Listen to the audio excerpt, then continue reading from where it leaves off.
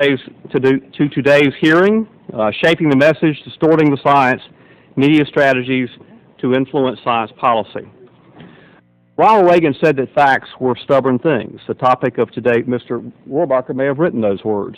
The topic of today's hearing is a concerted effort by opponents of measures to reduce greenhouse gas emissions to bully scientific facts into submission. And under intense pressure, the facts about global warming caved in and proved much more elastic, much less stubborn than Ronald Reagan had us believe. At least that is how it has appeared to the public. According to the New York Times, opponents of the Kyoto Protocol in 1998 began recruiting scientists who believed, or at least would say, that evidence of global warming was insubstantial and evidence that greenhouse gas emissions were a cause of global warming was especially dubious. Peer-reviewed studies by climate scientists were almost unanimous in finding that global warming was real and that greenhouse gas emissions were a major part of it. But in the popular press, the question was treated as controversial among scientists.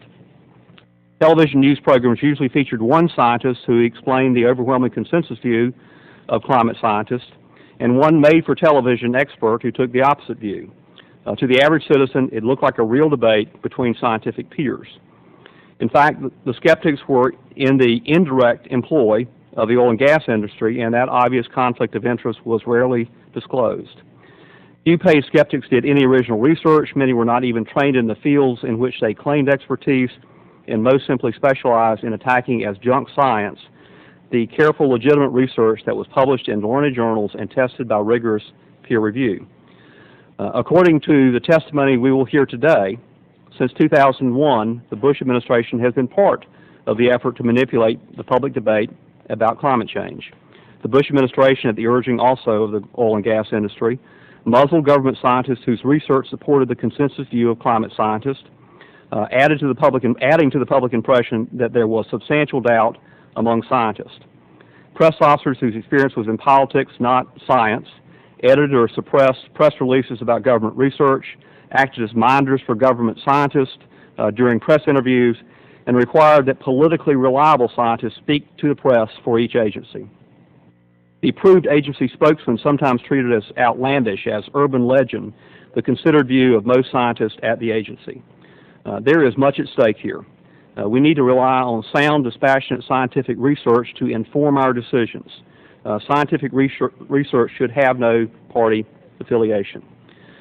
At this time, Mr. Sensenbrenner, the ranking member, is unable to be here today, but the chair recognizes Mr. Rohrbacher, the distinguished member from California, for his opening statement.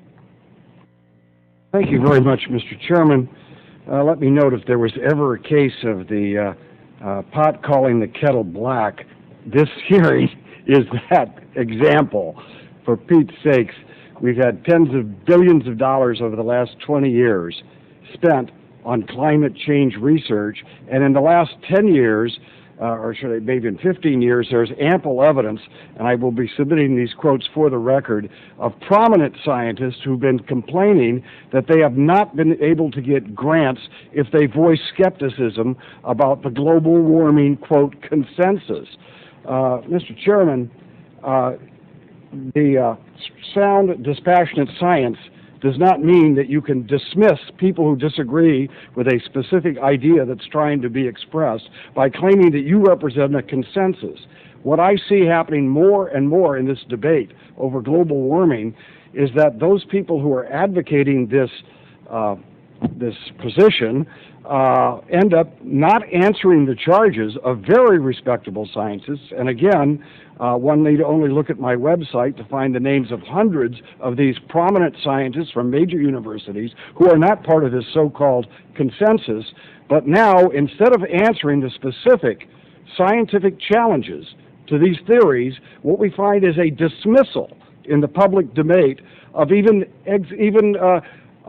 acknowledging that there is a point being made and the point then being dismissed.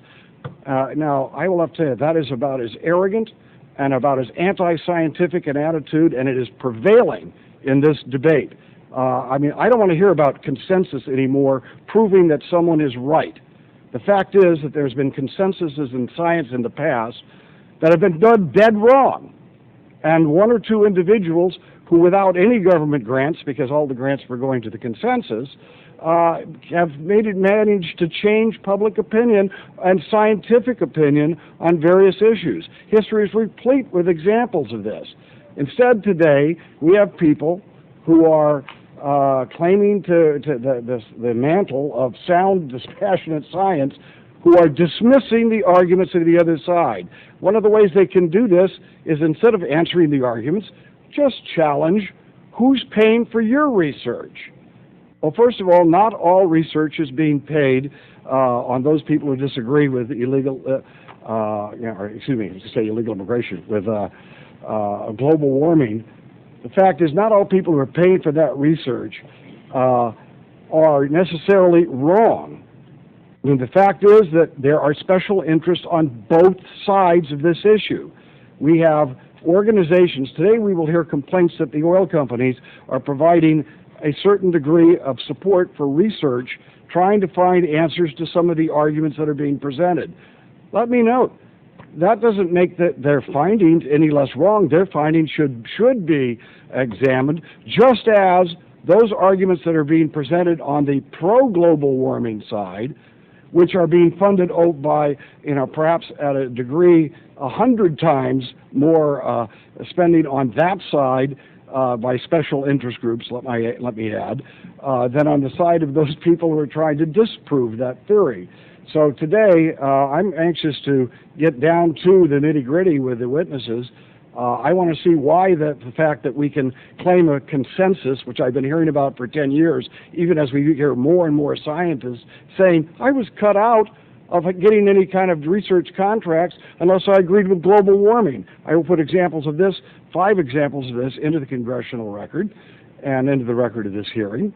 And these are not people. These are people who, for example, who are the heads of major universities' science departments, and members of, anyway, we'll go through that. There's a member right here of the Director of Research for the Royal Dutch Meteorological Institute, who is now a professor of aeronautical engineering at Penn State University, talks about, as others from the University of Colorado, how people are in the scientific community are being basically influenced by the lure of getting government grants to do research that will come up with a conclusion in favor of global warming, and that is skewing the research going on in this country. So, in other words, this hearing is, if it's looking for scientists who are being pressured to do the wrong thing, perhaps we're looking in the wrong direction, because perhaps the pressure may be coming from exactly the opposite side, the side that's claiming to represent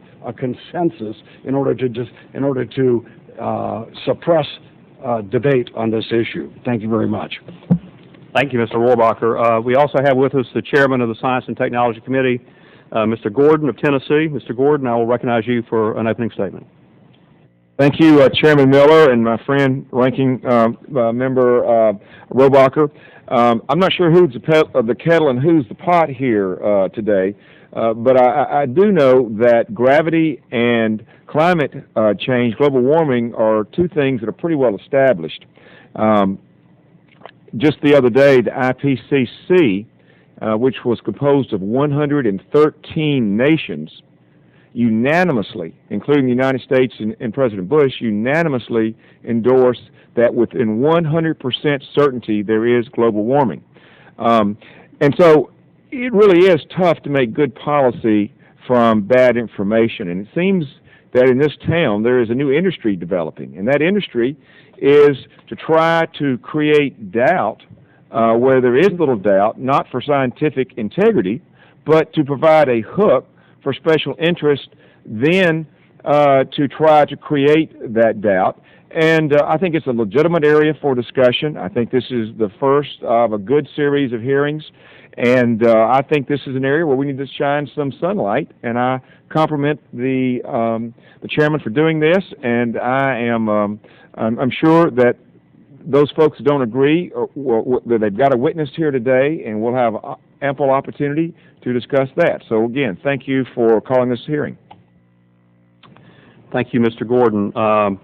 I will now, I think the only other member we have here is Mr. Baird, and Mr. Baird, I doubt you have an opening statement, but if you do, you certainly, well, I'm a second. I'll make a very, very brief one. I thank the chair for hosting this. I would just say that I have concerns about the possible abuse or misuse of science on all sides. I have seen it in both directions. I have seen members of industry hire hired guns to present a certain skew, and I've seen members of environmental groups do the reverse. As a scientist myself, I place a high priority on scientific integrity, regardless of the source. And so I applaud the chairman for hosting today's hearing, and I hope we'll look at abuses of science on all sides, because to whatever extent the data are being spun or distorted, it does a disservice to this public. And so I applaud the chair for hosting this and look forward to the testimony. Thank you, Mr. Baer. I will now introduce our witnesses. First is Mr. Sheldon Rampton, the research director at the Center for Media and Democracy and co-author of Trust Us, We're Experts, How Industry Manipulates Science and Gambles with Your Future. Second is Dr. James McCarthy, the Alexander Agassiz, professor of biological oceanography at Harvard University and president-elect of the American Association for the Advancement of Science, and a member of the board of the Union of Concerned Scientists. Mr. Tarek Massarrani, staff attorney with the Government Accountability Project and author of the report Redacting the Science of Climate Change. And finally, Mr. Jeff Kueter, president of the George C. Marshall Institute. You have all submitted, I think, written testimony, which will be made part of the record. Thank you for that.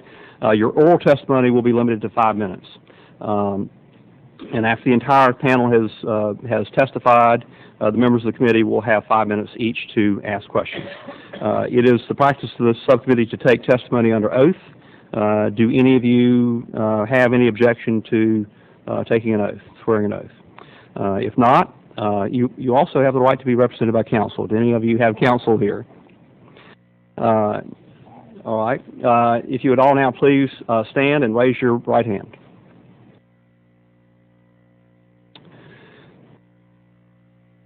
Thank you. Do you swear to tell the truth and nothing but the truth? Thank you. We'll begin with Mr. Rampton.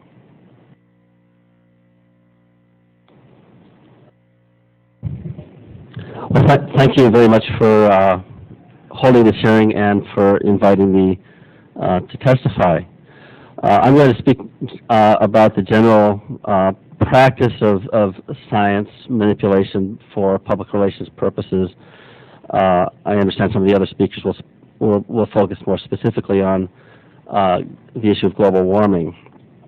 The power that science wields in modern society is a reflection of the fact that it has shown the ability to create knowledge that is as reliable as any product of human endeavor. The very prestige of science, however, also makes it an attractive tool for manipulating public opinion. You can find science being used for that purpose, for example, in the advertisements and television commercials which announce that laboratory tests prove toothpaste X whitens teeth whiter, or that 9 out of 10 doctors agree that brand X is better than brand Y. Advertising, however, is only the most visible aspect of a variety of modern persuasive techniques that include public relations and lobbying, all branches of what should more properly be termed a modern propaganda industry. Some of these techniques are actually more subtle and hidden than advertising. The use of endorsements by scientific experts to sell a product or policy is often done without public disclosure that the experts have been recruited or even paid to do so. This technique has become so common, in fact, that the public relations industry actually has a standard term for it. They call it the third-party technique. The idea behind this phrase is that the PR firm's client, typically some company, industry, or other special interest, is the first party, interested in delivering some persuasive message to a second party, the audience. However, experience shows that if the message is seen as coming directly from the client, the audience will greet the message with skepticism because it is so obviously self-serving. To give the message more credibility, therefore, lobbyists, public relations firms find that it helps if they can use a third party who seems independent to deliver that message for them. One public relations executive has explained the third-party technique as, quote, put your words in someone else's mouth. It turns out that the prestige and power of science makes scientists, academics, doctors, and other professional experts very useful third-party spokespersons if they can be recruited for this purpose. Sometimes this technique is used to exaggerate the benefits of a product. Other times it is used to create doubt about a product's hazards. In public policy debates, it can be used to cast doubt about the seriousness of problems requiring government action. Conversely, sometimes it is used to exaggerate dangers in order to build pressure for legislation or other government action that the client desires.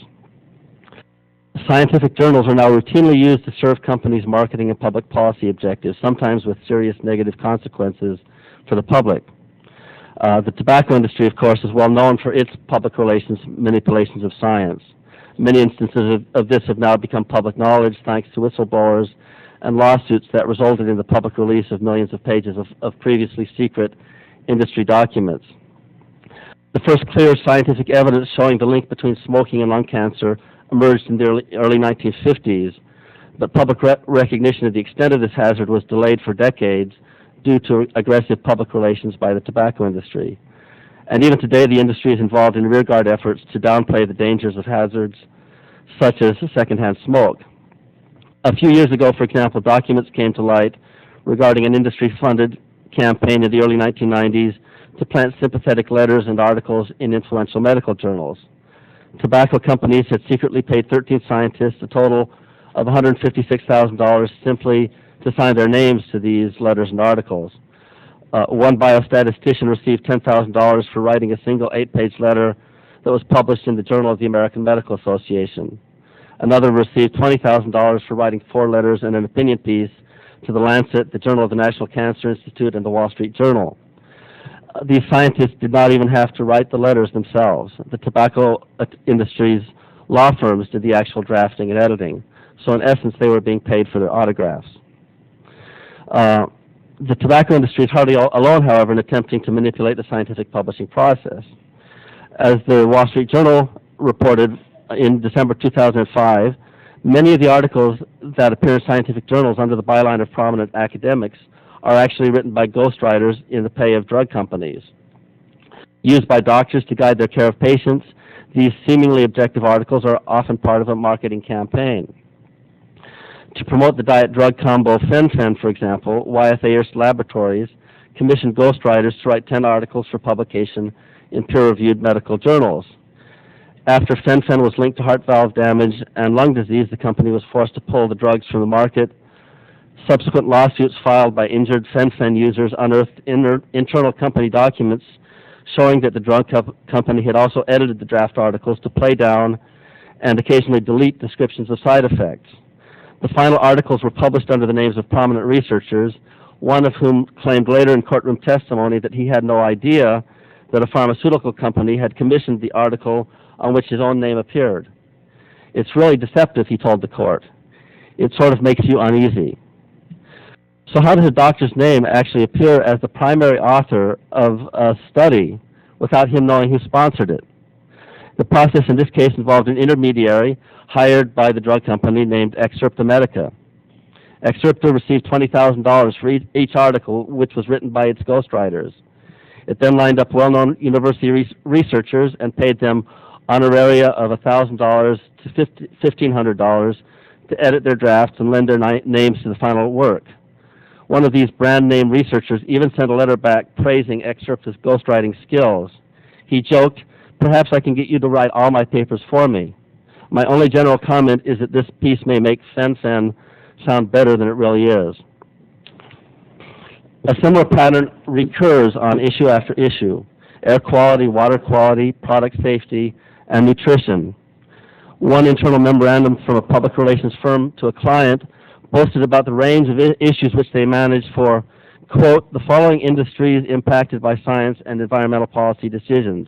Mr. Rampton, if you could summarize in just a sentence or two, please. Just a sentence or two? All right.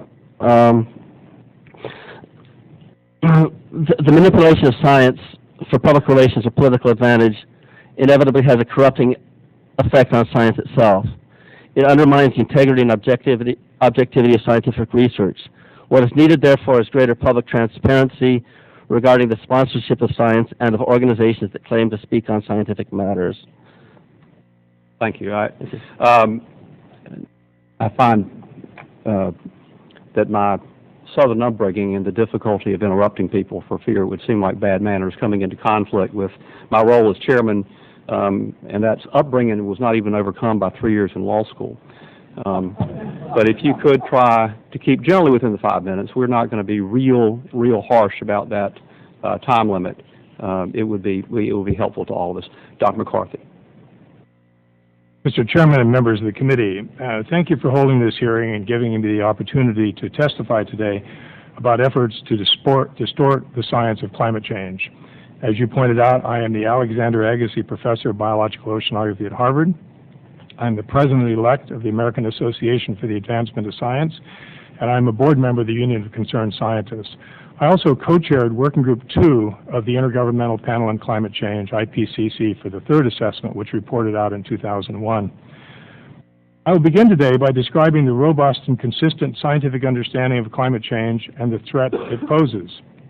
I will then summarize 2 recent reports of the Union of Concerned Scientists to show how the Bush administration political appointees and a network of ExxonMobil-funded organizations have sought to distort, manipulate, and suppress climate science so as to confuse the American public about the urgency of the global warming problem and thus forestall a strong policy response.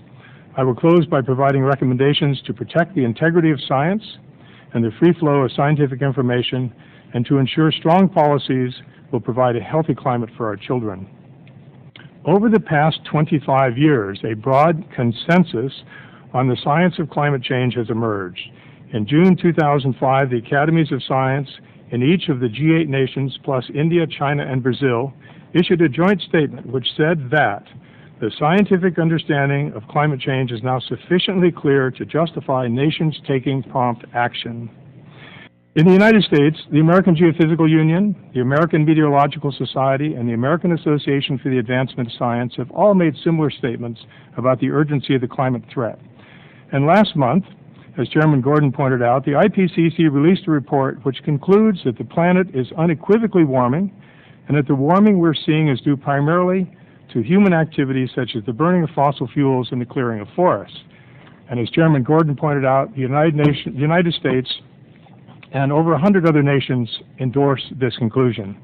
How is it then that the non-scientific organizations and a few individuals are able to cast such doubt on the common statement of the world's leading scientific academies and the IPCC? A recent report by the Union of Concerned Scientists provides an explanation. Smoke, Mirrors, and Hot Air documents how ExxonMobil has adopted the tobacco industry's disinformation tactics, as well as some of the same organizations and personnel, to cloud the scientific understanding of climate change and to delay action. ExxonMobil has funneled nearly $16 million between 1998 and 2005 to a network of 43 advocacy organizations that seek to confuse the public on global warming science. Virtually all of these groups consist of an overlapping collection of individuals serving as staff, board members, and scientific advisors that publish and republish the works of a small group of climate change contrarians. Finally, the report reveals ExxonMobil's influence over government policy, including successfully urging the Bush administration to back away from the U.S. commitment to the Kueter Protocol and successfully lobbying the White House to withdraw its support for the renomination of Robert Watson, an internationally respected U.S. scientist, to a second term as chairman of the IPCC. Political interference at the highest levels is harming federal science and is threatening the health and safety of Americans. Our recent report on interference in the work of federal climate scientists, Atmosphere of Pressure, found that some of our nation's highest quality climate science is being suppressed. 150 federal climate scientists, 3 out of 5 respondents, personally experienced at least one incident of political interference over the past 5 years. That number should be 0. Tarek Massarrani will speak more about some of these findings in his statement. Chairman Miller and Chairman Gordon, I'm sure I speak for all scientists when I thank you for the initiative that you have taken with your letter to 11 federal agencies regarding their science media practices. Recommendations. Congress should take action to prevent the worst effects of global warming. ignore the disinformation campaign funded by ExxonMobil, and take steps to protect federal climate scientists from political interference. There are several concrete steps that need to restore scientific integrity. I congratulate the House of Representatives for the passage of legislation extending whistleblower protections to scientists, and we hope that the Senate will follow your lead. The constitutional right of federal scientists to speak freely must be guaranteed. Scientists should not be subject to undue restrictions on media contacts. And finally, all Americans must be guaranteed access to the scientific basis for the agency decisions that affect their health and safety and are paid for with their tax dollars. In conclusion, Congress needs to recognize ExxonMobil's disinformation campaign for what it is. I urge members of Congress to draw the scientific information needed to formulate wise climate policy from bona fide scientific organizations and member scientists who publish in the scientific literature, and to assiduously avoid being influenced by the protestations of small but vocal advocacy groups funded by ExxonMobil for the express purpose of casting doubt on a robust body of climate science. Thank you. Thank you, Dr. McCarthy. That was admirably close to 5 minutes.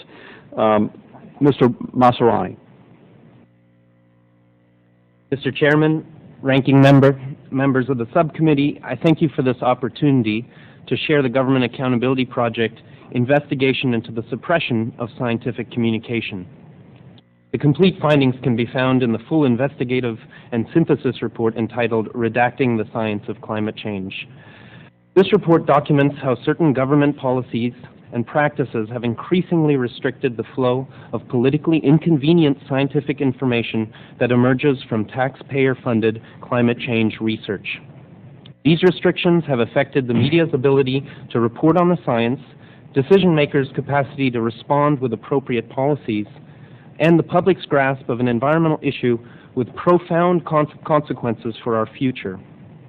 As lead investigator, I conducted more than 40 interviews with client scientists and government officials, representing inside perspectives from numerous agencies. I reviewed thousands of pages of documentation obtained from Freedom of Information Act disclosures, as well as public and internal agency sources.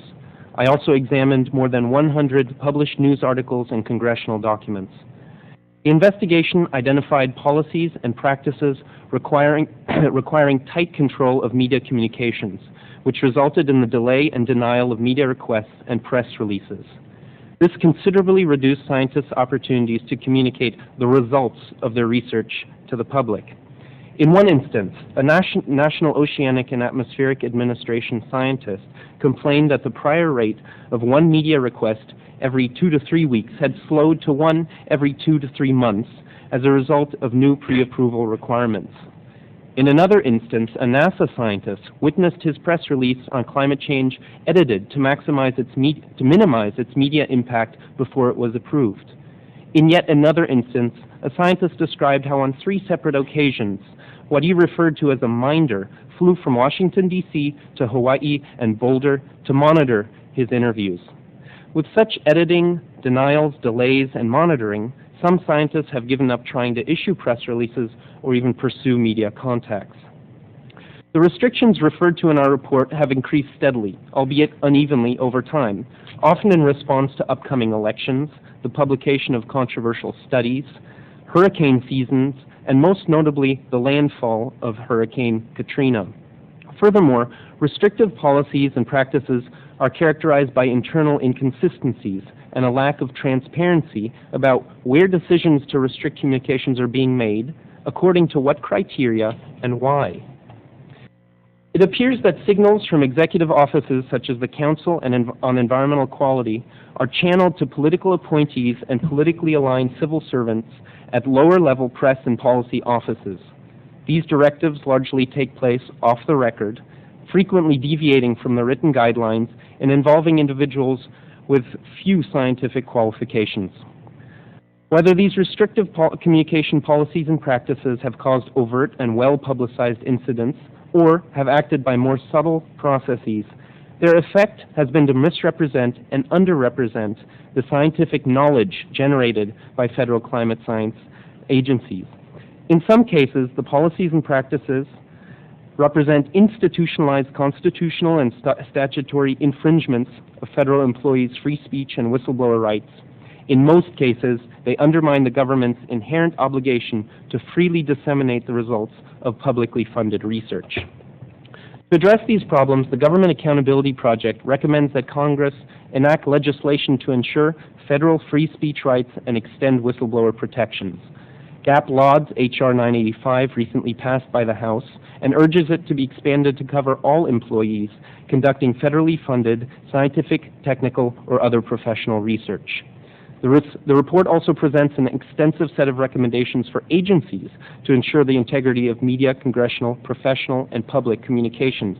Congress should consider what legislative action is needed to help agencies in this regard. Finally, GAP asks Congress to strengthen its essential oversight functions with regard to the integrity of communications about scientific research, and to ensure that objective and independent science is the basis for policy making. Thank you. Thank you, Mr. Massarrani. Mr. Kueter.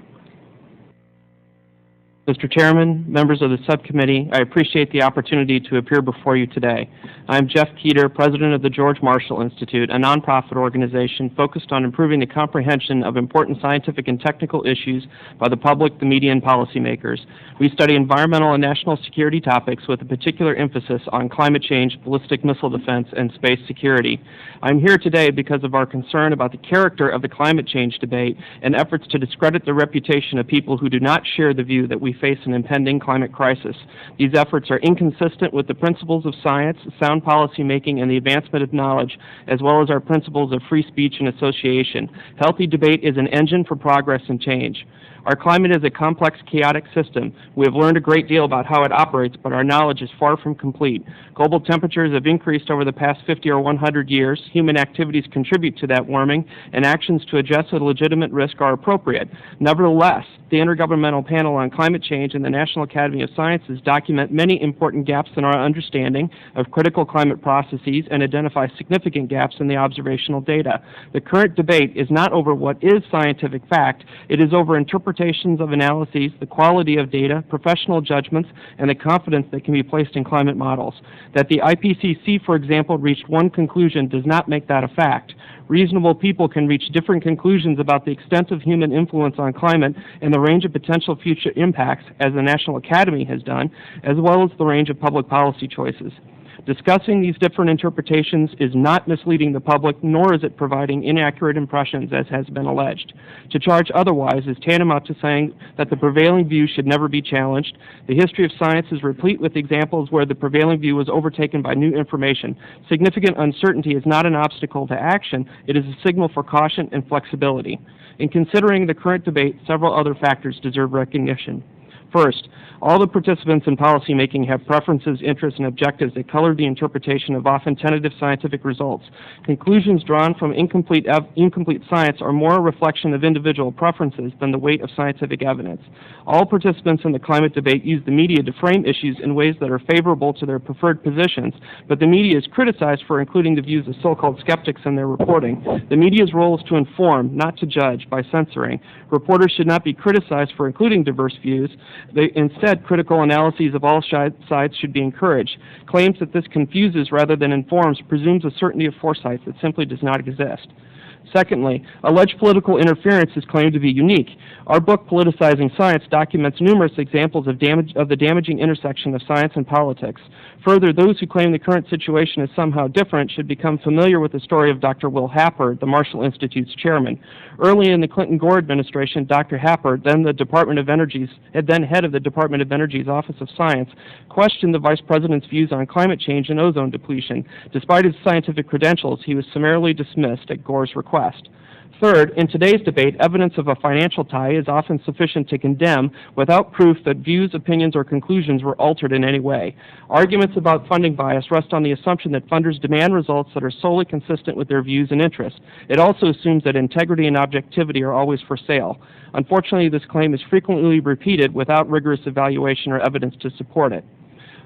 let me be clear, no grant to the Institute is contingent on support for a specific point of view or conclusion. Our views on climate change long predate any support by any corporate entity. Nevertheless, the Institute is cited as an example of an institution propagating misinformation and confusion at the behest of corporate support.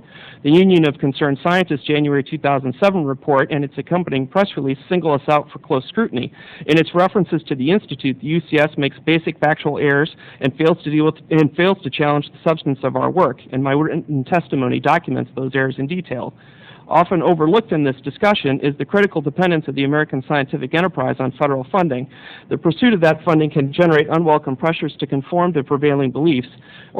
Studies of organizations and bureaucracy reveal the existence of distinct agendas and preferences that guide actions, and in the case of grant-making organizations, the relationships that they enter into. If funding alone invariably affects findings and opinions, then what should we make of the significantly greater amounts spent by foundations in the federal government? For the period 2000-2002, private foundations conservatively spent $35 to $50 million each year on climate-related projects. Such projects accounted for over 25% of the three-year total reported grants and contributions received by 10 of the top 20 institutions. At the same time, the federal government provides $2 to $4 billion each year for climate change research and related environmental sciences. In the field of atmospheric sciences, for example, federally funded R&D accounts for more than 80% of the total expenditures for nearly one-half of the top 30 institutions in the 5-year period we surveyed. Who funds an organization or individual scientist or who they associate with is less relevant than the quality of their work. This point was made crystal clear more than a decade ago when Ted Koppel rejected Vice President Gore's efforts to discredit climate scientists on his program, Nightline. Koppel observed, "There is some irony in the fact that Vice President Gore is resorting to political means to achieve what should ultimately be resolved on a purely scientific basis. The issues of global warming and ozone depletion are undeniably important, but the issues have to be debated and settled on scientific grounds, not politics. There is nothing new about major institutions seeking to influence science to their own ends. The measure of good science is neither the politics of the scientist nor the people with whom the scientist associates. It is the immersion of hypotheses into the acid of truth that's the hard way to do it, but it's the only way that works. That philosophy should guide this debate today. Thank you for the opportunity to be here." Thank you, Mr. Kueter. There should be ample time for all the members of the committee to ask more than one round of questions. And I will begin by recognizing myself for 5 minutes.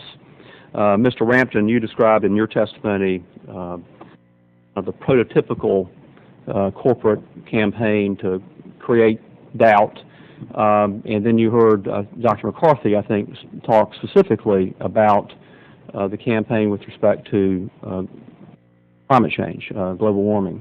How well does what Dr. McCarthy described fit the model that you described?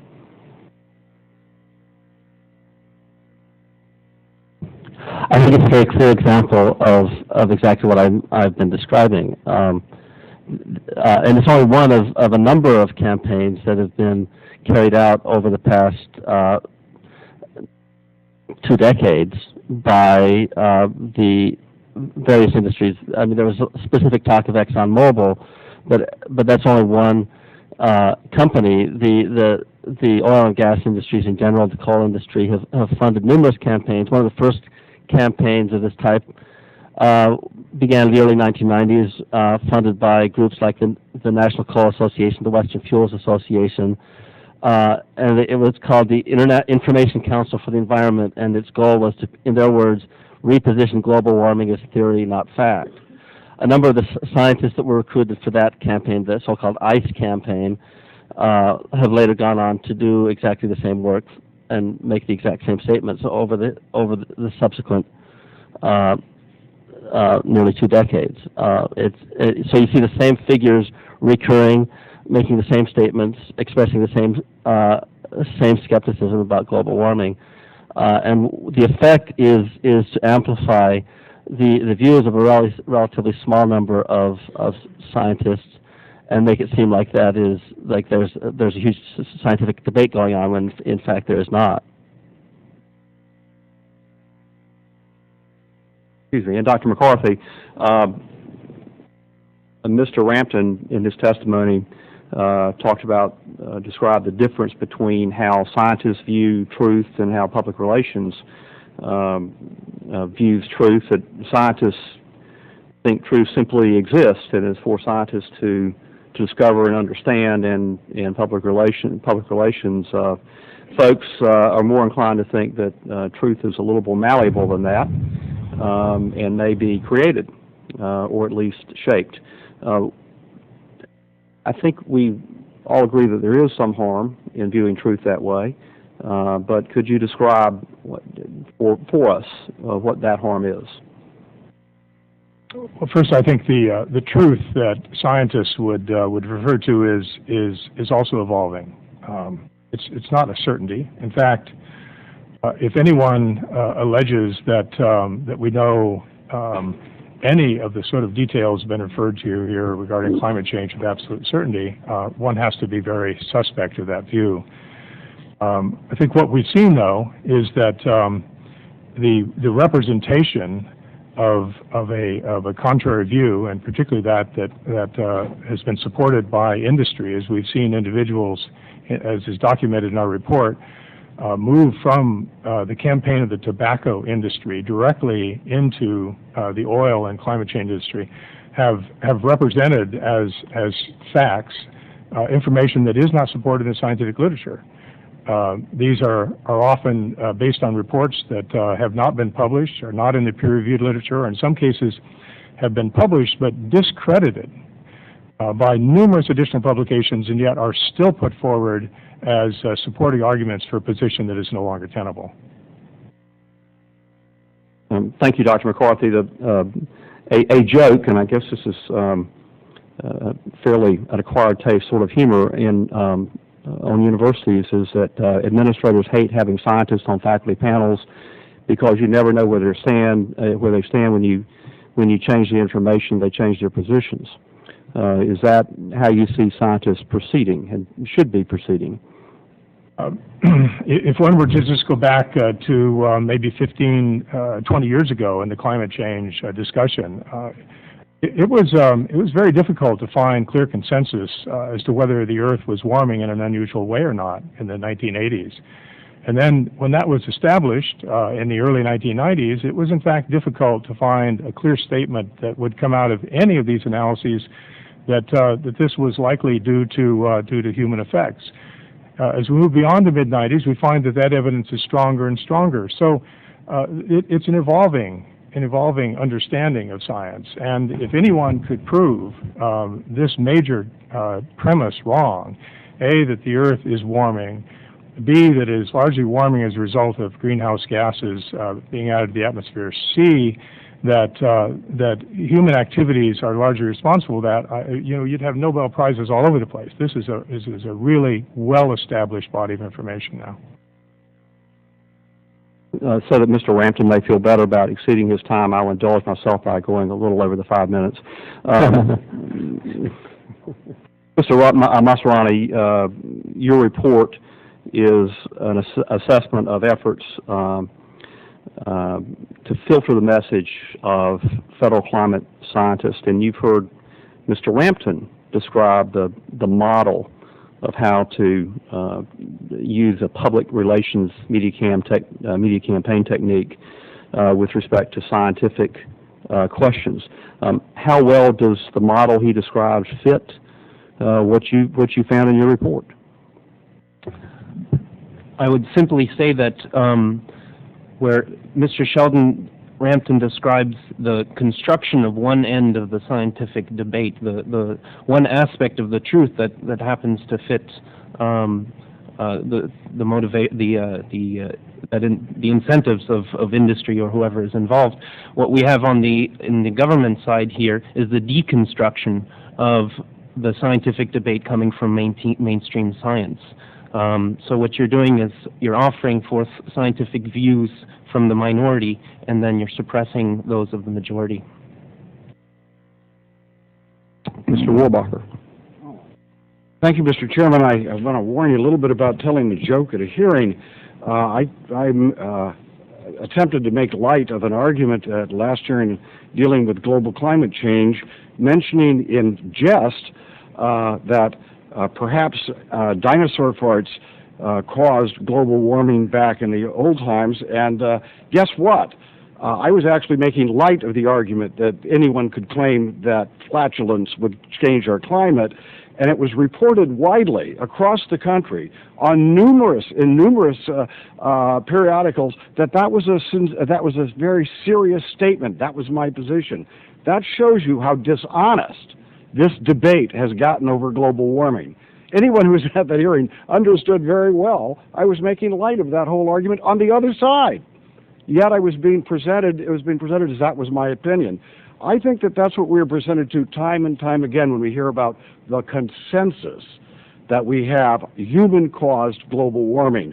Let me note, when William Harper, who is now at Princeton University and a member of the National Academy of Sciences, was fired from his job as chief scientist from the Department of Energy, as Mr. Kueter just mentioned, I didn't see any of these scientists stepping forward and saying, my God, Al Gore is trying to skew the scientific research that's going on global warming. We didn't hear anything. This was a blatant example, not like the examples that you gave where someone's press release was edited so that his views would be presented as his own views instead of the views of the department in which he worked. No, this was firing a man who now is the National Academy of Sciences and a professor at Princeton University, or is it Princeton University? Did he come from? Yes. Let me note here again. I have a few statements here from the Director of Research, Royal Dutch Meteorological Institute, Professor of Aeronautical Engineering at Penn State.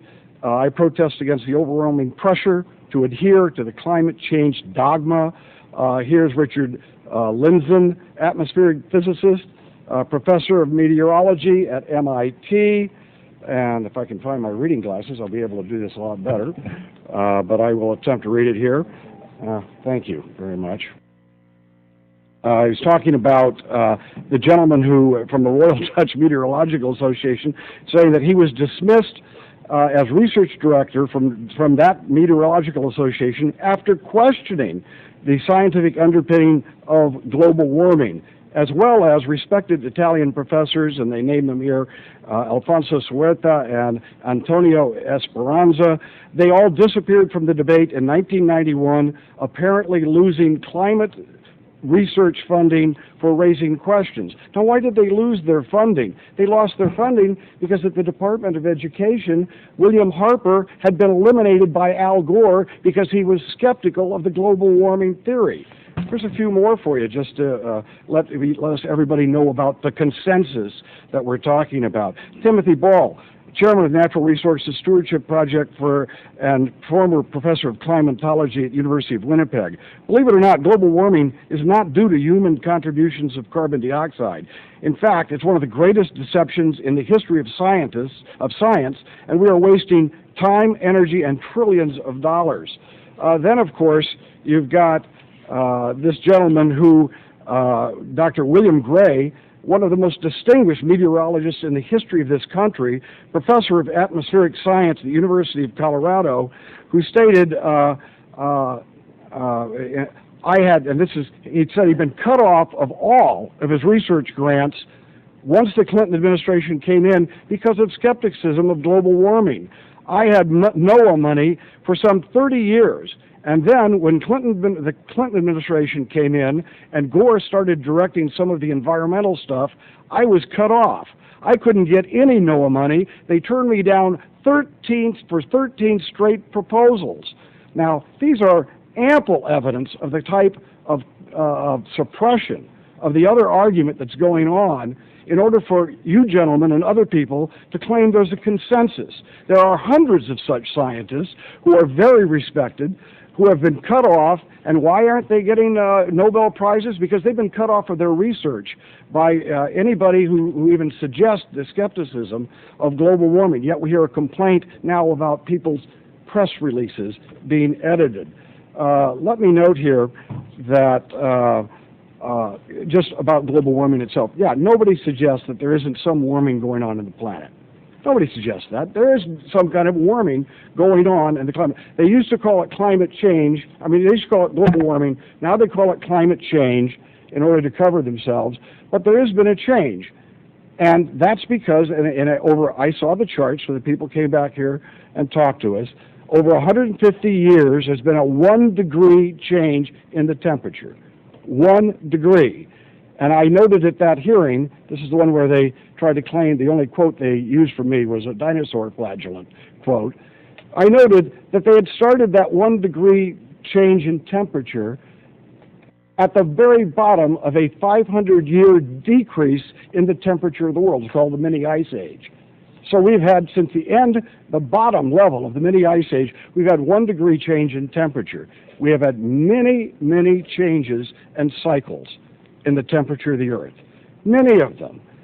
And those cycles were caused probably by the same reason that there is now another cycle going on. It's called solar activity. Now, no doubt there's been these cycles, and we're in one right now. And solar activity, I believe there are many scientists who believe that could be just as important, if not more important, than anything human beings are doing. And I'll leave it with this, and that is, if it wasn't solar activity, if it was really humankind doing this, why is the temperature going up on Mars? NASA just released a study suggesting that the polar ice caps are melting on Mars. Is that because of all the human-like activity going on Mars? I don't think so. So I think this debate, Mr. Chairman, it's an important debate. But we do not need to dismiss someone's arguments, just saying we have a consensus. So instead, what we're going to do is not even listen to a scientist who is suggesting that there is an argument against the positions and the quote facts that are being presented to us that justify an analysis that comes up that global warming is caused by human beings. And again, listen, I consider myself open-minded in this. I have an opinion, a strong opinion, but I am never going to tell someone, I'm not going to listen to your argument because I have a consensus of people I've talked to, and I'm not even going to actually confront your arguments. That's what we have here today, Mr. Chairman. We have a dismissal of other people's arguments. We have blaming Exxon for it, and I'm very happy to see our young people here wearing their Exxon shirts, and you're participating in the system, and I applaud you for that. And there are certainly big corporations do manipulate people and try to for their own purposes. There are other interest groups that manipulate people as well. A lot of interest groups in this country that manipulate people as well. But with that said, I thank you for the hearing because I think this is good for the debate.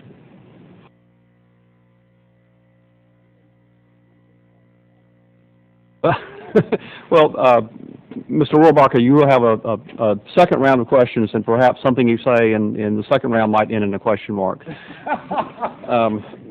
And Mr. Rohrbacher, I will not promise you that I will avoid any and all jokes in the conduct of these hearings, but I will avoid jokes about flatulence. Mr. Rothman. Mr. Baird. I thank the chair. I want to begin by thanking the panelists, and I think this is really not just about climate change. I believe the evidence on climate change is quite compelling. I think the international report suggests that it is.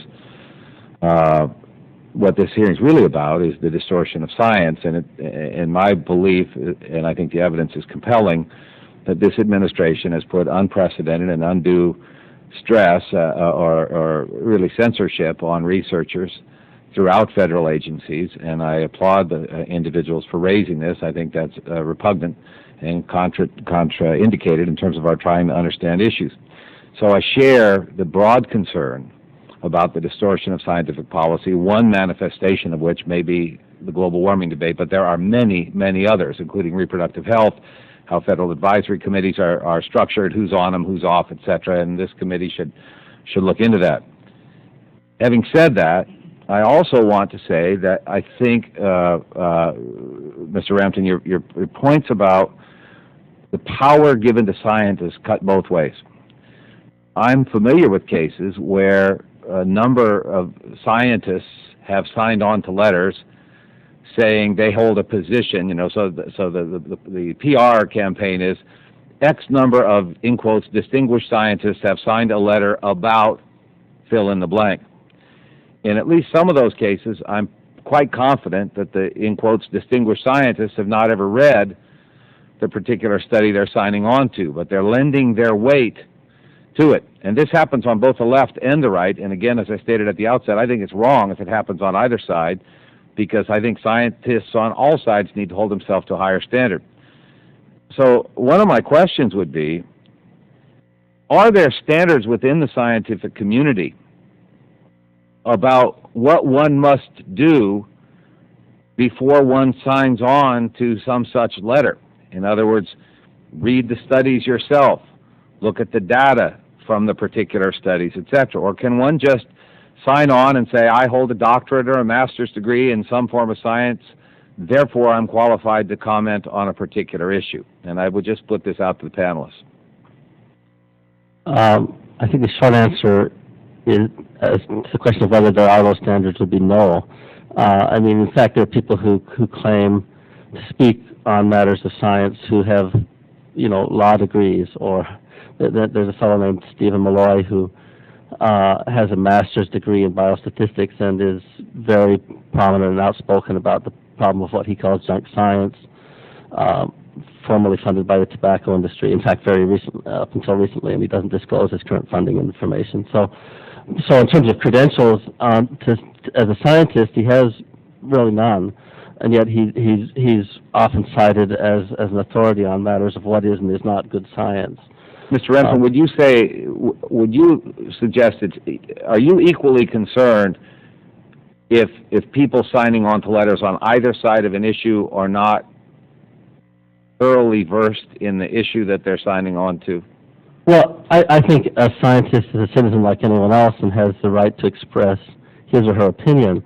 I think that when scientists lend the credibility of their expertise to something, they ought to be speaking on a matter where, in fact, they are experts, where they actually have degrees in that particular field. And you do have a common problem that I think scientists tend to assume that because they have rigorous training in some field, that their intellect is sufficient to enable them to weigh in on all sorts of other areas where they're not qualified. And you have any number of cases where scientists have made outright fools of themselves by weighing in on areas where they are not in fact expert.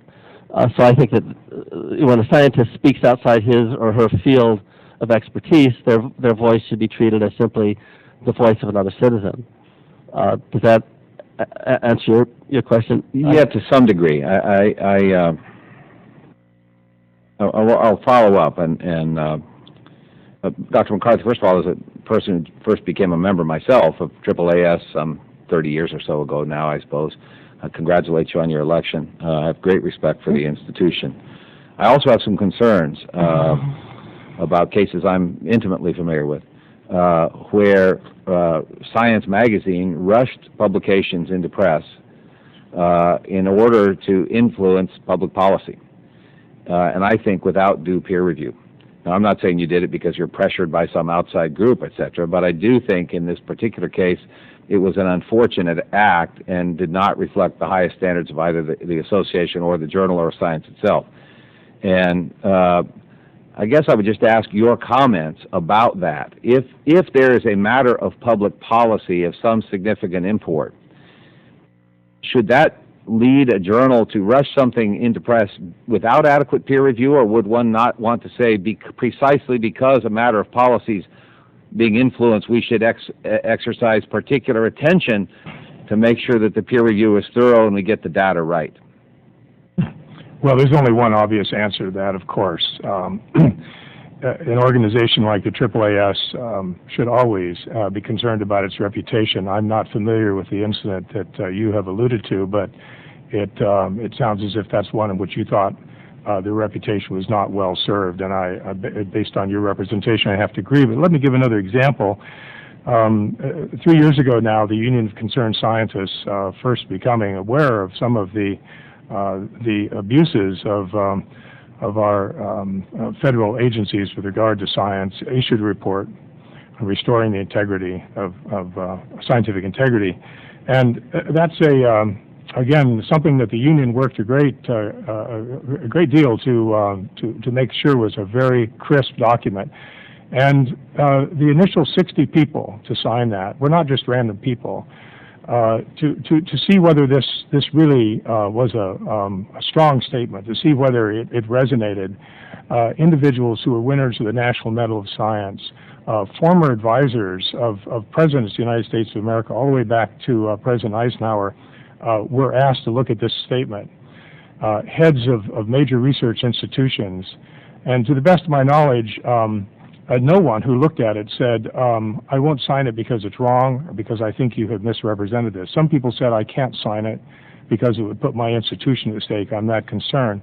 But here's an example of where there was a very careful effort made to ensure that this was vetted at the highest level of people who could say, you know what, this happens all the time. Let me tell you about what happened in 1979. Let me tell you about 1963. And you didn't get that. So then when you go through that process, you can be confident that the integrity of the institution, the reputation of the institution is not going to be harmed by this. But the case you mentioned, I would certainly agree. Any effort to rush something without the process that is the tradition of that scientific body would be reckless and irresponsible. I'll chat with you separately about that. I also commend you for that report. We actually held rump hearings. And I say rump hearings because the then chair of the committee would not allow us to have official hearings on that very issue that your report concerned. Thank you, Mr. Chairman. Thank you, Mr. Baird. Mr. Rothman. Thank you, Mr. Chairman. Thank you, gentlemen, for your work and for your appearance today. I think I've detected a consensus, which is that everyone agrees there have been abuses of scientists in the employ of the federal government by members of the federal government. Is that a fair statement of one of the things you can agree on? And if so, what do you each recommend as ways to prevent that from happening again? Let's start from my right. Mr. Kueter? Thank you for the opportunity to comment on that subject, sir.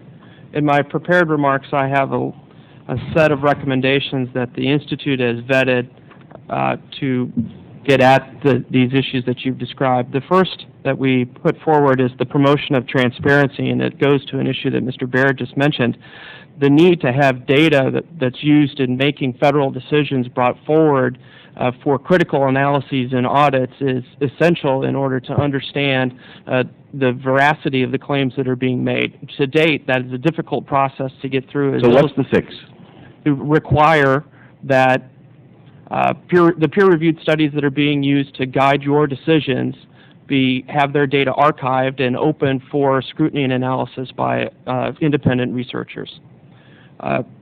It would be our recommendation that you establish a devil's advocates process, similar to what the DoD uses with its Red Team process or its Team B processes, where you bring in a set of folks that don't necessarily agree with the consensus on a particular issue and ask them to scrub that issue thoroughly and report back to the Congress or a particular committee with their findings. At that point, then, you would have probably two very different sets of arguments that would be put forward and perspectives on a particular issue, and you would understand the parameters and distribution. I appreciate those recommendations, and my time is limited, and I will read those and recommend the staff read them as well. I'm more concerned about that just brings more information in different points of view, which is great and very helpful, but I heard the concern being over the twisting of scientific opinion, or the censoring of scientific opinion, or the elimination of a point of view from the administration. So how could we have some comments on how to avoid that, the censorship and the elimination of these differing points of view? This brings in other points of view as well, Mr. Kueter. Mr. Massarrani? If I may, thank you. We have an extensive list in the report itself. I'll go over a couple that I think are particularly important. One is to implement clear and transparent media policies at the agencies, where that can require prior notification and a summary of any media interactions that have occurred, but that eliminate the need for required mandatory pre-approval monitoring, routing of media requests from one scientist that's requested to another, drafting of anticipated questions and answers by the scientists prior to the interviews. That would be one step. I'll mention one more real quick, and that's to reaffirm and to put into the policies at these agencies the personal views exception. Basically, we feel that insofar as agencies have the right to control the kind of message that's going to be projected on their behalf, especially on policy matters, that doesn't mean that it forecloses a scientist's constitutional right to speak. In those instances, scientists need to know that they can speak out on policy matters. The question is from a federal office building with federal resources, et cetera. Those, I would think, are other issues, but for allowing that right of a citizen, I agree. Well, as long as they qualify the statement that they're saying this on their own, as their own private view. Yeah. I apologize for the brevity of the time. Dr. McCarthy. I'm not sure you were here, Congressman Rothman, when I mentioned we congratulate the House on its passage of the whistleblower protection measure and hope that the Senate follows your lead.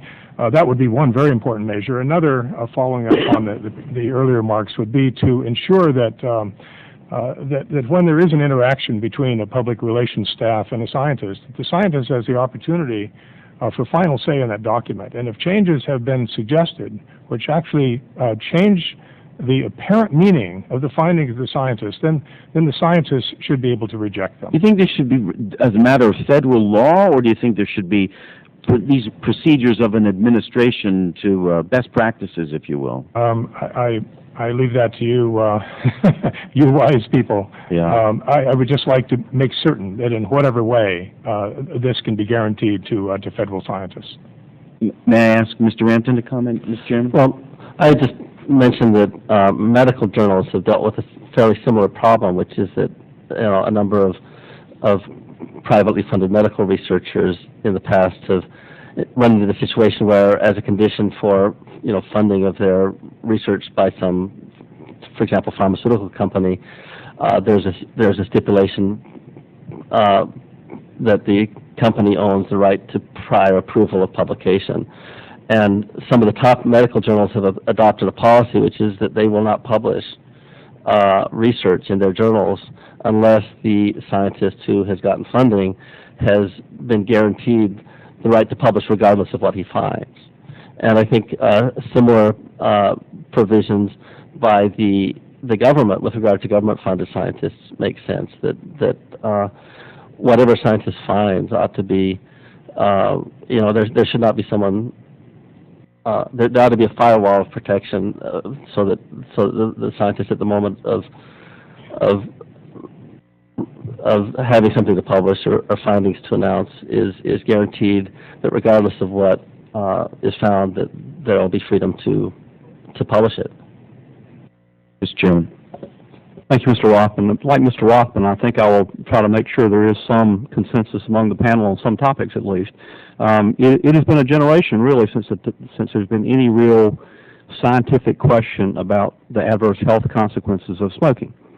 I'm sorry, can you repeat that? It has been at least a generation since there's been any serious scientific question about the adverse health consequences of smoking. The documents that we've discovered from the tobacco industry in litigation show that the tobacco industry, in fact, knew before federal researchers did of the adverse health consequences because of their own research. Their own research showed the damaging health effects of smoking, but they simply paid scientists to put their name on documents that the industry itself had drafted.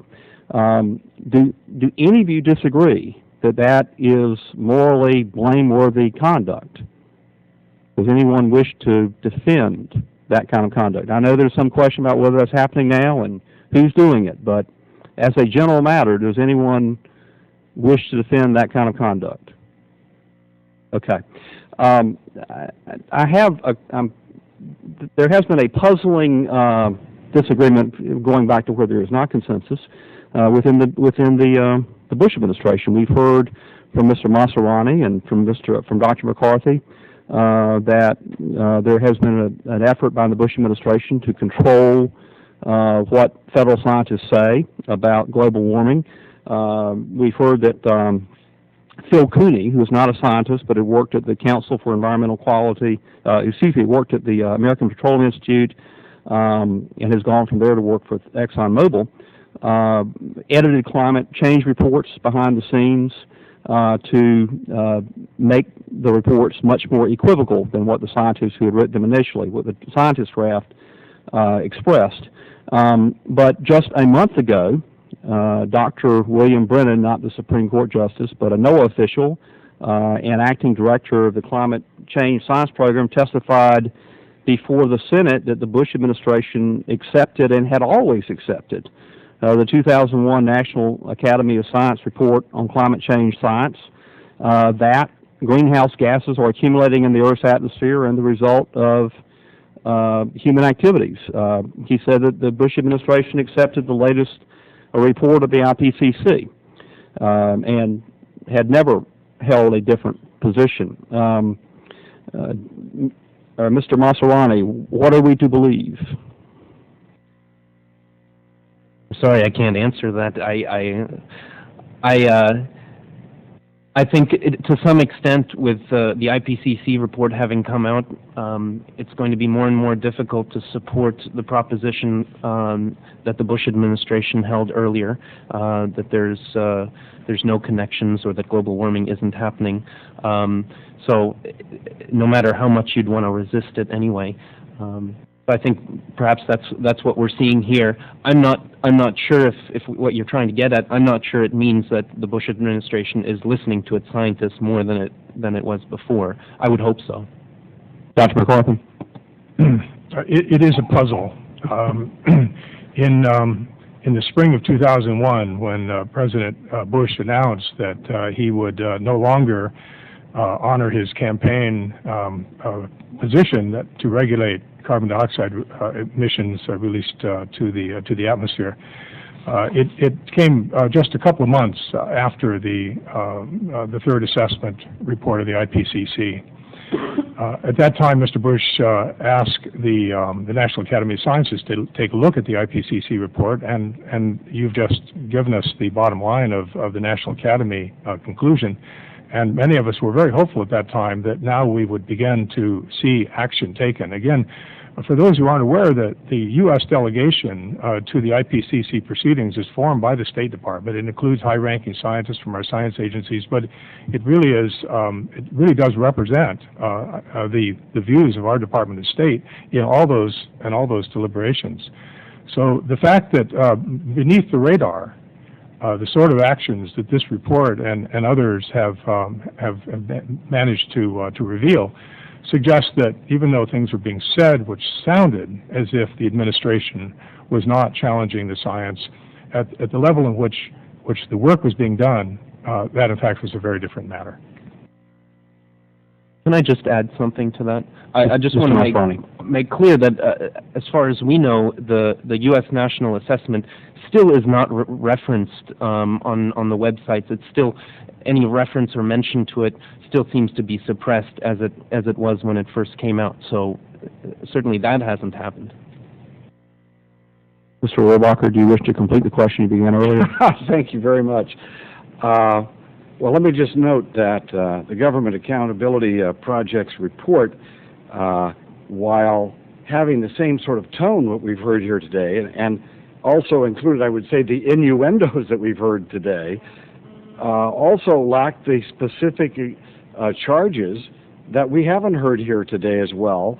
I mean, it's one thing to imply that there's this sort of stifling going on, and when the report had said, and I quote, that found no incidents of direct interference in climate change research, as well as the investigation by the Government Accountability Project has uncovered no concrete evidence that political actors are directly and willfully interfering with this fundamental aspect of scientific work. And now, we can make innuendos all we want, and we can ignore everything that the other side does that's very blatant in suppressing this argument, like the firing of the lead scientist at the Department of Energy. It's very easy for someone who is a political activist or politically oriented, who has got some scientific credentials, and sometimes doesn't have scientific credentials, but is speaking as if he or she does, to sort of imply that there's some sort of suppression going on when, obviously, as I say, examples, and I gave 4 earlier on, of blatant examples of where people were losing contracts for their position as being skeptical of global warming. But, for example, we have at NASA, James Hansen, and you're aware of this, I think maybe perhaps one of the people you're talking about in your report was Mr. Hansen, who complained that his press releases were being manipulated, or his association with the press was in some way being controlled. Last week at a hearing on the Senate side, acknowledged that he had been interviewed 14,000 times. 14,000 interviews on global warming. Now, if someone who is capable of having that many interviews, let's say there was only 1,000, okay? Maybe it wasn't. This is only what I saw in the press. This is what I saw as a question during the interviews over there. But let's say it was just 1,000. That doesn't indicate that there's some suppression going on. It may indicate there's a guy over at NASA who thinks his opinions are worth more than anybody else's opinion on this, and maybe he was presenting it in a way that was perceived as speaking for NASA. Now, there's every right for the people who work at NASA to make sure that someone who disagrees with them is not presenting himself or herself as spokesman for NASA instead of, this is my opinion on what I have found and what I believe to be true on this issue. So that's number one.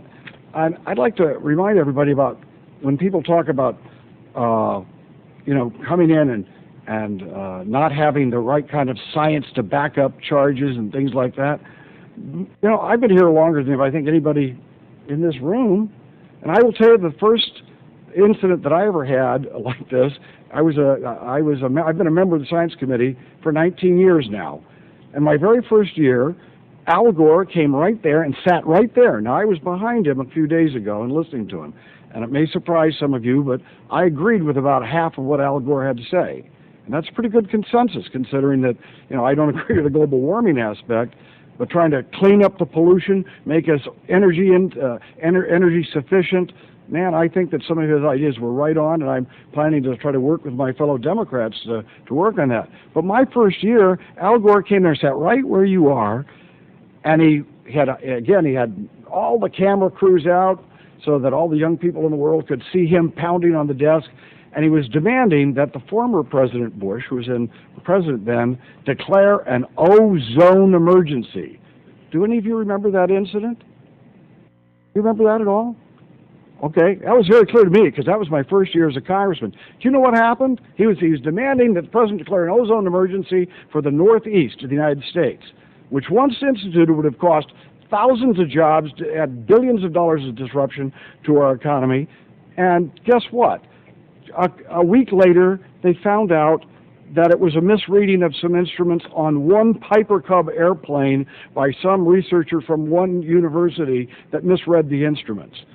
Now, what I see here is when we are making charges which are monumental to our economy, billions of dollars worth of outcome. These kids' lives are not going to be better if we end up trying to save the climate rather than clean the air, or rather than making us energy self-sufficient, because we get focused on a wrong goal because people are trying to claim there's an ozone emergency when there isn't one.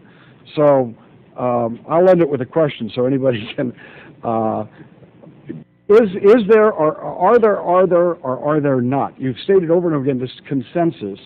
In order to dismiss any real discussion of global warming, I keep hearing the consensus. Rather than confronting the arguments, I get in 2 arguments today. Global warming is happening on Mars.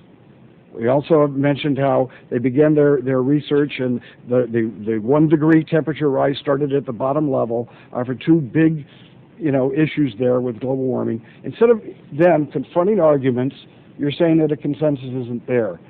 Do you agree that there are a significant number of scientists with very good credentials who are not part of this so-called consensus, who have ample reason and are legitimately offering some skepticism of global warming? Or is this something, again, dismiss it? Actually, the time limit applies to the question and the answer.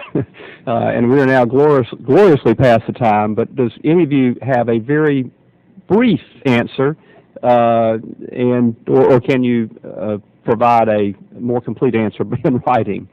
A very brief answer. Dr. McCarthy? I could try.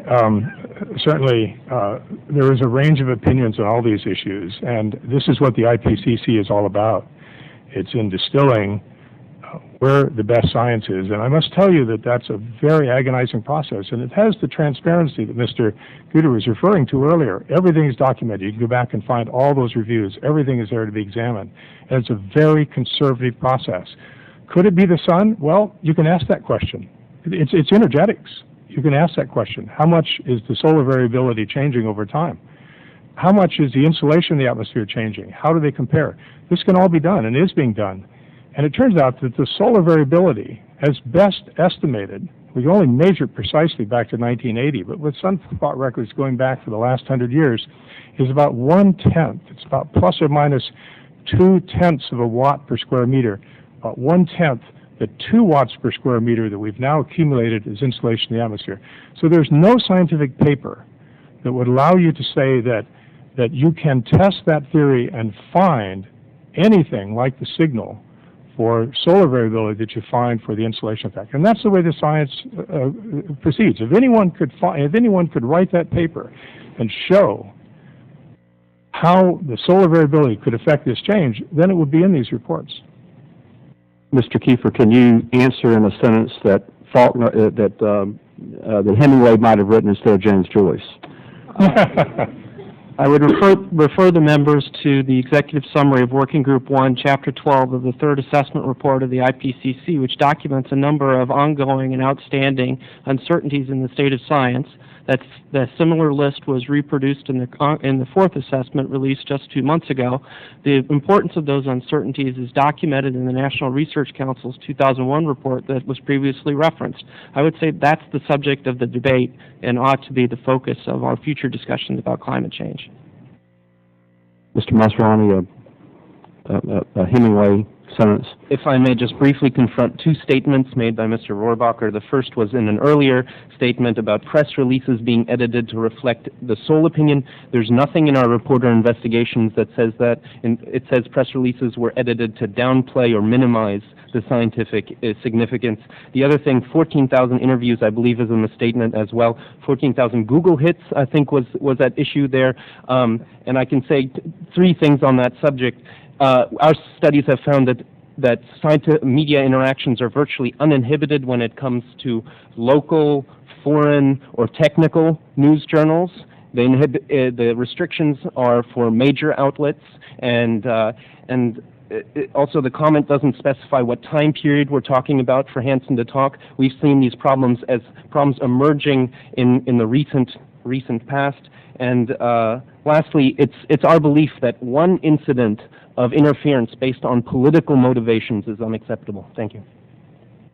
I need to excuse myself I have votes in another committee beginning now, but and I'll turn the gavel over to Mr. Rothman in just a moment. But Mr. Massarrani, before I leave, Mr. Rohrabacher pointed out gaps in your report, instances in your report where you said you had no evidence.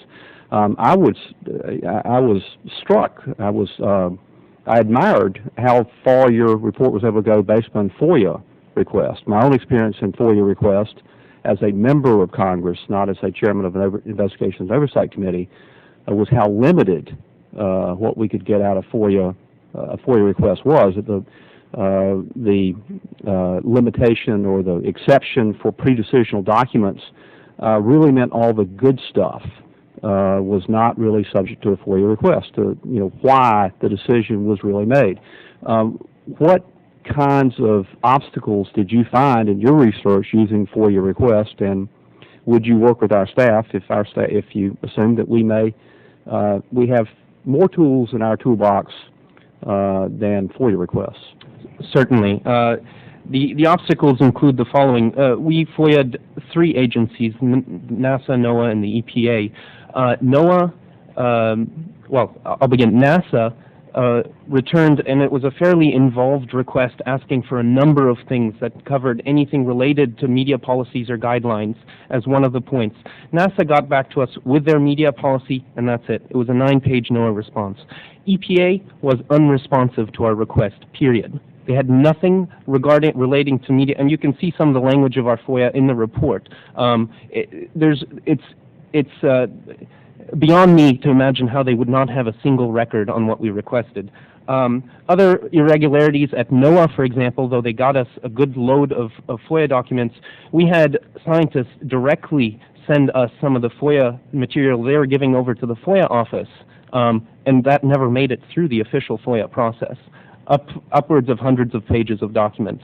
And lastly, on a legal point, the FOIA, the redactions that were made and the withheld documents, they weren't actually justified under any of the FOIA, under the law of the FOIA. So we didn't know whether they were pre-decisional or what the basis was. Thank you. The chair now recognizes Mr. Baird for questions, and if Mr. Rothman will now assume the gavel. Thank the chair, and I want to pose 2 ethical questions, and I'll preface this by not only do I have a doctorate in the scientific field, clinical psychology, specialized in neuropsych, but I used to teach the statistics and research methods course, and used to teach the history of science and scientific ethics, and so I know a little about Popper and Kuhn and Feynman and some of the other folks.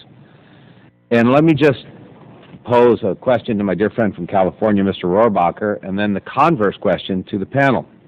And I'll ask my friend from California the following question, and then I'm going to propose the converse to the panel, because I think there are some problems on both sides. For the gentleman from California, what do you think the ethical position should be if you're a scientist who, in your best judgment, has objectively analyzed the data, and they lead you to one conclusion, as best you understand it from the data, and a supervisor tells you for political reasons, because your data don't lend credence to an official position, that you can't publish that. So you think you have something to offer to the debate, and a political person, and I'm going to hold that question, I'll ask the gentleman to respond. Let me do the converse, however. Mr. McCarthy commended, and others, the passage of the Whistleblower Protection Act, and one of the amendments of that, which I voted for but with some reservations, said basically that it is not allowable for a supervisor to prevent something from being published after it's been accepted in a peer-reviewed journal. Let's suppose you're a supervisor with ultimate responsibility for the scientific credibility of what comes from your shop. Someone within your shop sends, unbeknownst to you, a publication to a peer-reviewed journal which accepts it. You learn about the acceptance post hoc and then say, wait a second, I haven't had a chance to review this document, and upon reviewing it, I find significant flaws in the data. But the Congress of the United States has now passed a law that says you can't withhold the publication of a study that you believe to be flawed on its scientific merits. And I know of a case where that happened, by the way. So the gentleman from California and then the panel, if we may. First of all, maybe you could give me 3 examples of where that's happened. I've given you 4 or 5 examples of how it happened blatantly in the last administration, and how there are numbers of scientists who claim to have been frozen out of grants because they were... But hypothetically, I know of examples where it's happened. Okay, well, I need 3 examples, and I'd like the panel to come up with 3 examples for me, because we haven't heard. Let's suppose it happened, but though. What a scientist's responsibility is, same as a journalist. You know, I'm a professional journalist. That's what I did for a living. I was a writer. I was not a lawyer, which lawyers can justify just about anything. But journalists are not biased. We know that. No, a journalist, correct.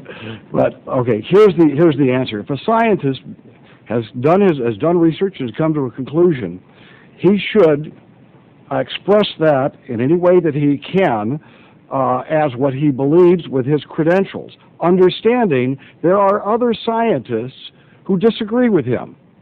This is not where one finds, I have discovered truth, and all of a sudden everybody else has to shut up. And what we've got here is you have some people who are very strong political positions No, but- as well as being scientists.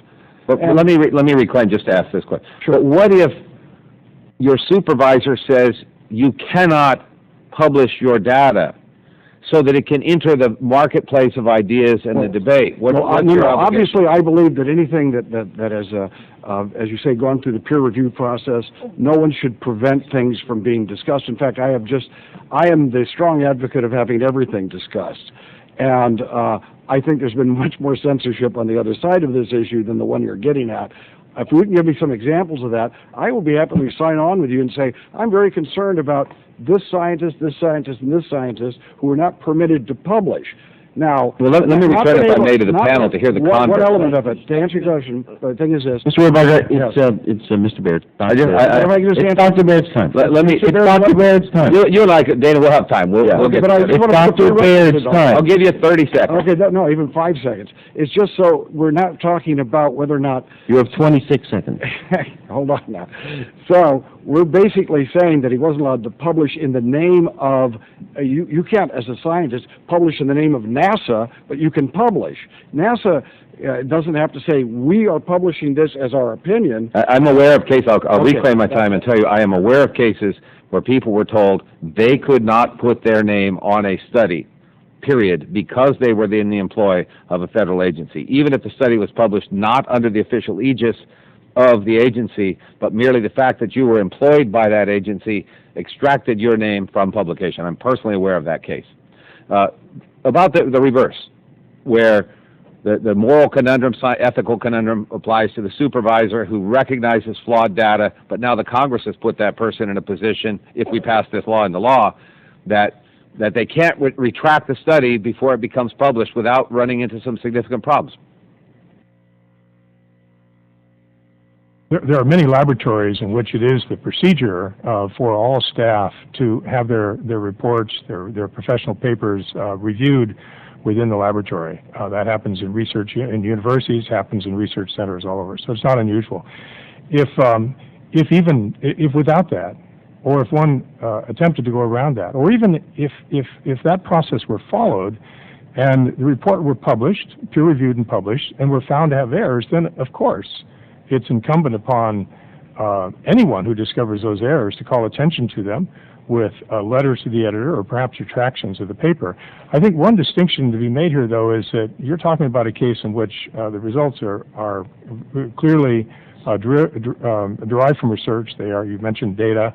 And I think it's somewhat different from what we've seen in many of the cases been discussed here, in which scientists are making statements which are judged by people within the administration to have policy implications, and for that reason, they have run into difficulty. Yeah, my problem is if somebody's put forward data that will lead to policy implications, it relates to the aforementioned issue, which we'll talk about separately. And we have put in Congress the supervisor in an untenable position where they can't say this shouldn't go to press because it's flawed, because once it's been accepted for publication under the amendment we passed last week in this Congress, we put those supervisors, I think, in an unethical position, and I intend to address this before it goes to conference. Well, if it's accepted for publication, let's say in a peer-reviewed journal, because of oversight in the review process, and that happens, as you know, all the time, then there are corrective measures. There are letters to the editor, there are subsequent papers. Sure, but you know, that's like a retraction in journalism. You know, once the study is published, it gets quoted 100,000 times. The retractions are minimal, and I will tell you that some journals substantially restrict and put much greater scrutiny on the retractions, I know this personally, than they do on the initial publication. Certainly retractions, but I think letters are often a very powerful way of dealing with that. I thank the gentleman. I'm going to take 5 minutes for questions. Can the panel give me at least 3 examples of the kind of censorship or problems in this administration that our colleague from California suggests has taken or took place under the previous administration?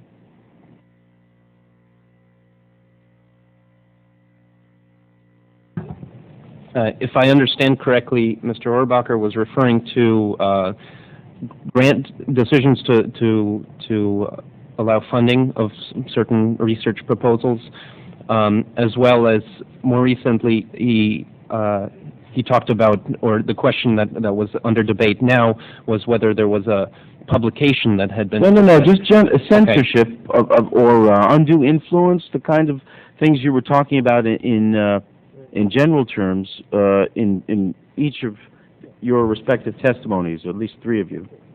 Sure. I'll give you an anecdote that comes from a confidential source of one of the agencies.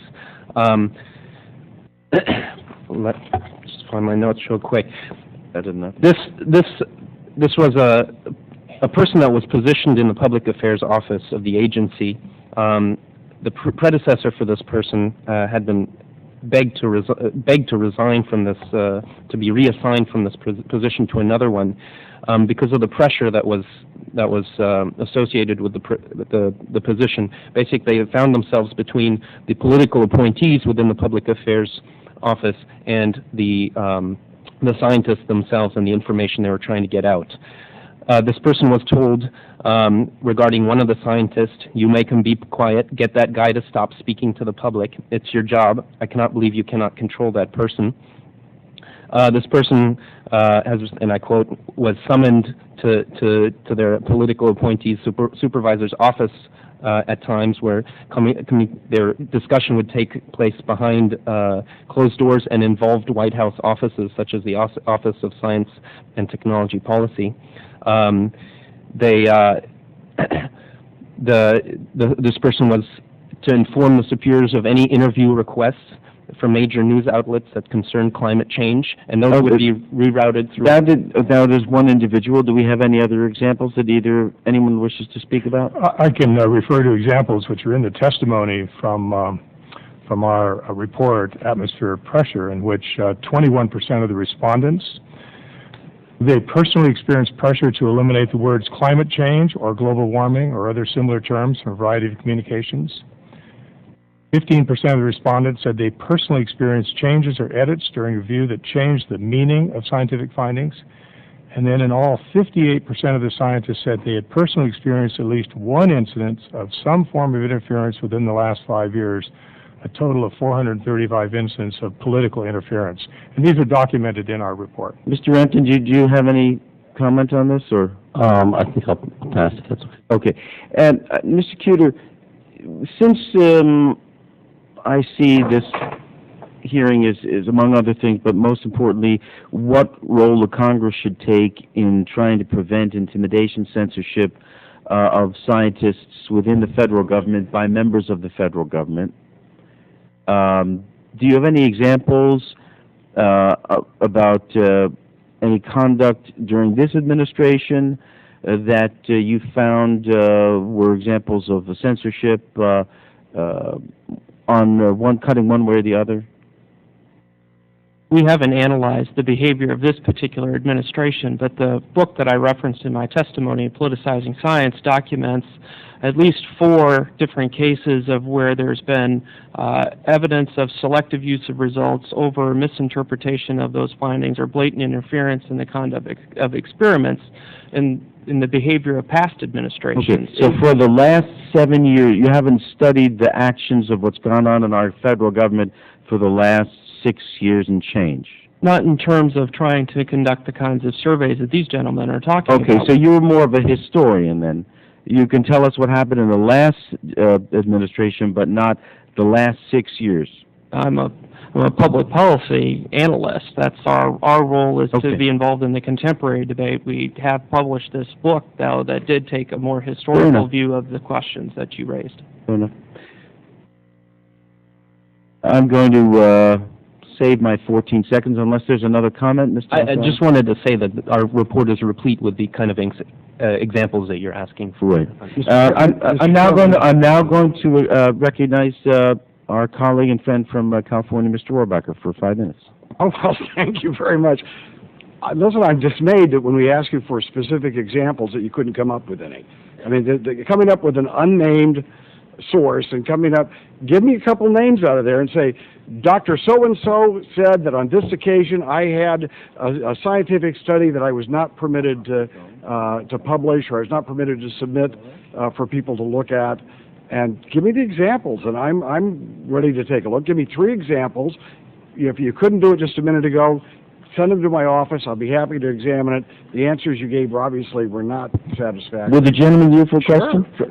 When these the panelists said that 21% and 3 out of 5 responded that they had experienced some censorship or pressure to change their findings, or the findings were changed without prior notice, does the gentleman say that deny that those findings or reports are correct? Yeah, I do, because I will suggest to you that when you take polls among people, how you ask a question and then how you analyze the answer makes all the difference in the world. And whether or not that person, for example, if someone says, do you think that there should be more research money on global warming? And the scientist says, why, yes, I do, and I think it's really discriminatory against our group of people who are responsible for researching global warming, the fact that they don't have a higher budget. Well, everybody wants a higher budget. And that analysis, giving him as an example as, see, here's a guy who was repressed. Well, this may be what we're having here, but I will be very happy, by the way. Please submit to me, and I'll give you a chance, by the way, to give me the exact, if you have a specific example. Give me 3 specific examples. I'll be open-minded about it. And again, I agree with my friend. This should be an open debate. My major argument today is not that we in some way should overlook if there's been some suppression of the argument by this administration, that we should overlook that. I would never suggest that. I'm suggesting that we have suppression of this debate on the other side. And again, if you have evidence that they're doing something wrong, specifically, rather than giving me some polling or some unnamed source who can say anything because he's anonymous, okay, go right ahead. If you've got some examples, Sure. We'll write them down. Sure. Let me just say that they're unnamed for a reason, and a number of our sources are unnamed, and unfortunately I can't disclose their... Well, the point is that we've been, look, the administration's been here 7 years, or 6 years now total, and if there were people who are in there facing this, there would be enough people on the outside to find someone who's been willing to speak up without fear of losing their job. There's always, people always say things anonymously and say, well, I just can't say it publicly because I'll lose my job. That is not a source to base judgments on. I can tell you that right now. There's a lot of other people on the outside who, if there was that repression going on, could come out publicly and say, when I was there, this is what happened. Well, if it's very important to you, I can perhaps arrange for you to contact that source if you can ensure their confidentiality. Give me the names of several people. Give me the names I'm ready of to 3 do people so who right get on now. the record, for Pete's sake. Tom Knutson is a scientist who's had media request denial. A media request denied. Denied. On 3 occasions. Has he had other requests that were granted? Yes. Oh, there you go. Okay. So some requests are okay and some denials are not. Okay. Weatherald has had 4 press releases squashed, and Christopher Milley, Weatherald is also from NOAA, and Christopher Milley from USGS has had 2 press releases squashed. Okay, so we have 3 examples. So you're suggesting that because someone is not permitted to send out a press release, and you're saying a press release with the name of the governmental agency on top of the press release, they were denied that? And that's an example of suppression? When it's research that this scientist... No, that's not suppression at all. If someone wants to send his research out to make sure that other scientists know about it, becomes part of the public debate, that's a lot different than sending out These press releases. press releases are for the media to pick up on important research conducted by federal scientists. Important research as according to that researcher. There may be other scientists who disagree totally with that position. Now, you think that the government should be sending out dueling press releases? Is that what it is? No, these are press releases that mark the release of studies in peer-reviewed journals. Each one of these press releases I'm referring to. Oh, and they were released in the journals. Yes, they were published in the journals. So here we have, other scientists found out about it, so but you're not ignoring, media so or you're the public. ignoring the fact that the lead scientist from the Department of Energy was sacked when he came in by Al Gore, and the fact that that a guy who can actually publish his findings in a peer review journal is being repressed because he can't send out a press release with the name of the organization on the top. The distinguished gentleman's time for this round is concluded. You may have an example for us that you might want to put on the record. I mean, Dr. McCarthy. I'm concerned about, while I think that any act of injustice is something to be criticized, condemned, and fixed, those that are farther back in history may be ones we cannot correct.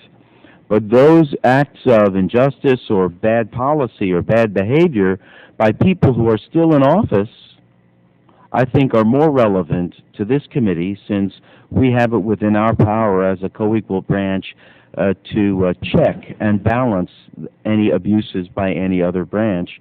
Would any of you gentlemen like to talk about in more detail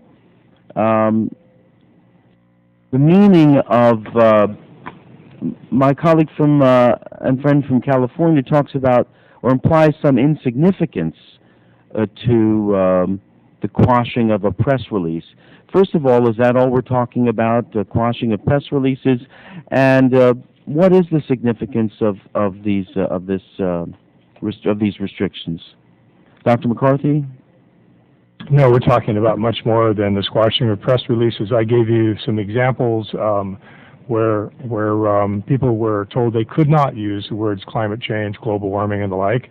Our report documents with names 70 such sources. You can check those.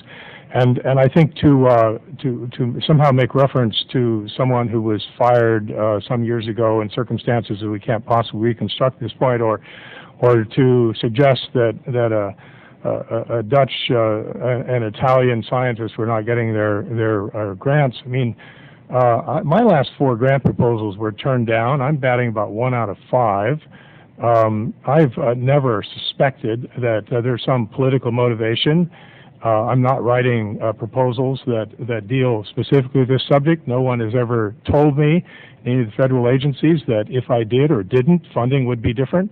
I think you need to also look at how research funding works, and it's a review process that involves experts in the community. The decisions are made by program managers and study panels.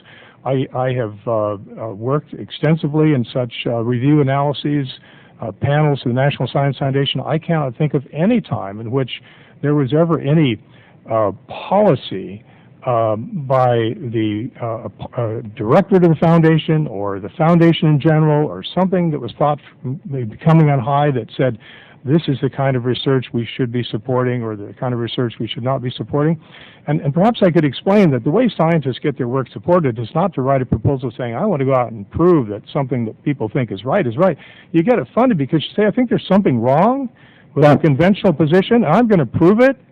And that's what gets funded. Doctor, is there any evidence, or any member of the panel, that there was a concerted effort or conspiracy or a matter of agreed upon policy at the highest levels of the administration to confine comments by scientists in federal employ, or to censor their work?